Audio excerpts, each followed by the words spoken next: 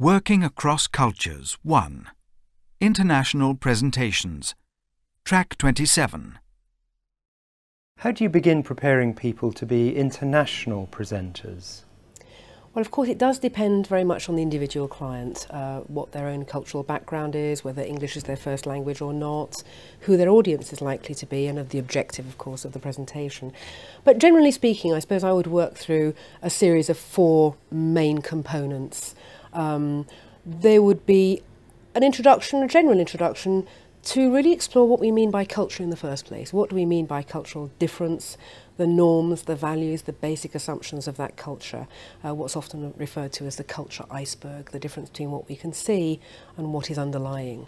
And we move on from there to thinking in more detail about what the expectations of this particular audience might be and what the expectations of the presenter might be. And how does the presenter, for example, establish credibility with the audience?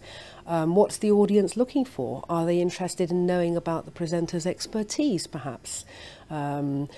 Does age, class, education, sex and dress matter? If so, to what extent? What about the listening styles of the audience? What does that particular culture prefer in terms of communication? Is it a culture that values the spoken word, the visual, or even the written word more in terms of communication?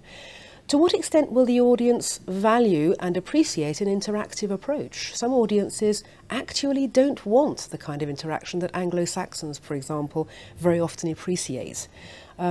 What about humour? What about humour and whether it's considered appropriate for business at all? Sometimes it can be interpreted as being quite frivolous, even cynical sometimes. And yet, on the other hand, we often see it being used to create a relaxed atmosphere and diffuse tensions. So that's a big question. And I suppose also how to read the audience, how to read their body language, how to read their silence sometimes. Is that an appreciative silence or a bored silence?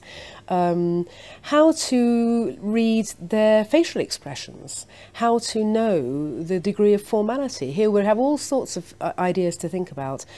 And lastly, and of course very importantly, what level of detail do they expect? Some cultures prefer to have a lot of detail, a lot of what's called context. Others, the Anglo-Saxon nations being a case in point, really appreciate presentations that are concise and get straight to the point.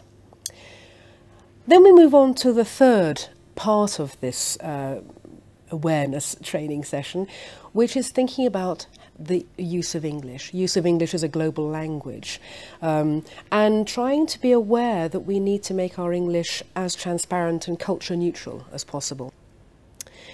And then lastly, we move on to the typical presentation style of the client, so that that person is aware of their typical delivery techniques. Invariably, this will be somebody who has a lot of experience and knows what works well with a particular audience. But of course, as the audience changes, some of those techniques may need to be re-evaluated.